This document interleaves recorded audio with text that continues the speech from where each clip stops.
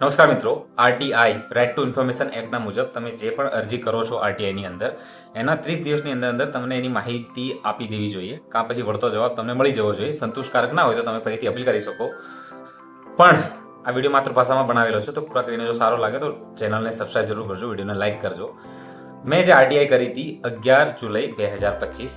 આરટીઆઈની અંદર મારા જે સબ્જેક્ટ હતો એ હતો કે મારા ગામની અંદર 2017 થી લઈને 2025 સુધી જે પણ પંચાયત, ગ્રામ પંચાયત દ્વારા જે વિકાસના કાર્યો કરેલા છે બજેટની અંદર કઈ જગ્યાએ કેટલા કરેલા છે એનો હિસાબ આપો, કેટલા પૈસા વાપર્યા છે અને કેટલા પૈસા બચ્યા છે અને કઈ કઈ જગ્યાએ વપરાયા હતા પૈસા, એનો પ્રોપર લિસ્ટ આપવી જ પડે. રાઇટ ટુ ઇન્ફોર્મેશનની અંદર મળે છે માહિતી, પણ મને 11 જુલાઈ 2025 થી લઈને હજુ સુધી એની કોઈ માહિતી મળી નથી. એક ગામની વાત કરું છું, મારું જ ગામ. 7 વર્ષની માહિતી ગાયબ છે. જે તે સમયના સરપંચ હતા એના ગામના લોકોએ ચૂંટીને વિશ્વાસ કરીને એને જીતાડ્યો. મેં એને મત આપ્યો નથી આપ્યો એનો અલગ વાત છે, પણ હું ગામનો નાગરિક હોવાના નાતે મારો અધિકાર બને છે કે મારે માહિતી જોઈએ.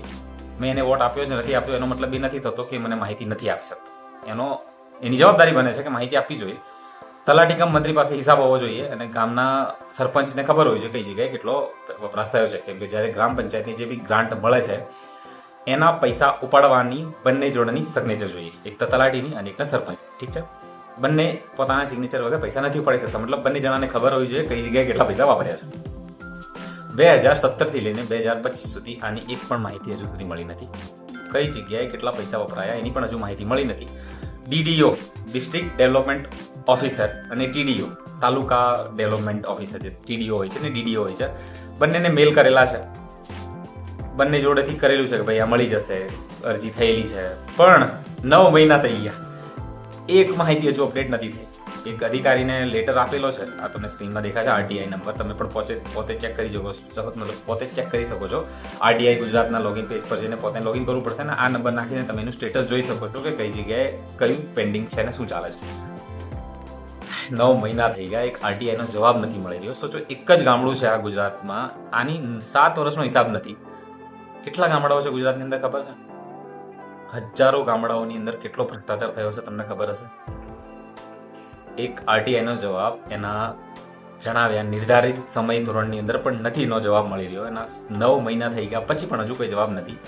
એને લગતા અધિકારીઓ પણ જવાબ નથી આપી રહ્યા. હું એક સામાન્ય નાગરિક તરીકે સવાલ પૂછીશ કે શું આ બધું થઈ રહ્યું છે, બરાબર થઈ રહ્યું છે? ભ્રષ્ટાચાર નથી થઈ રહ્યો.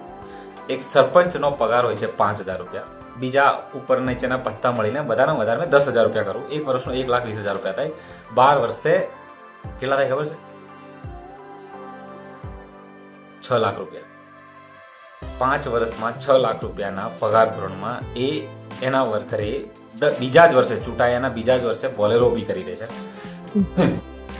2 માળનું મકાન બનાવી લે છે અને ગામની અંદર કંઈક કામની વાત આવે તો ખબર નથી પૈસા ક્યાં વપરાય.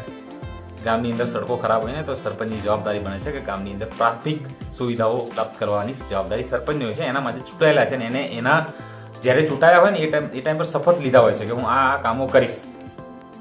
એવા કામો કર્યા છે નથી કર્યા એનો હિસાબ માંગે છે તો હિસાબ જ નથી એમની જોડે.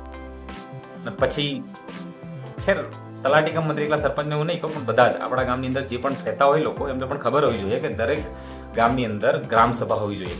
વર્ષમાં ઓછામાં ઓછી 2, વધુમાં વધુ 4 તો થવી જ જોઈએ, પણ નથી થતી તો 2 તો થવી જ જોઈએ. ગ્રામ સભાની અંદર સભ્યો હોય છે, કોણ હોય છે ખબર? દરેક નાગરિક, ગામના ની અંદર રહેતા દરેક નાગરિક એ ગ્રામ સભાના સભ્યો હોય છે. ગ્રામ સભાની અંદર ગ્રામ પંચાયતના જે પણ બજેટ આવેલું છે એની અંદર ડિસ્કસ થાય છે કે આગળની અંદર આ કામ કરીશું અને ગામના લોકોને લાગે છે કે આ કામ નથી થયું એનો હિસાબ જોઈએ છે તો ગામના દરેક સભ્ય હિસાબ માંગી શકે છે સરપંચ જોડે, ને સરપંચ અને તલાટી કમ મંત્રીને આપવો જોઈએ.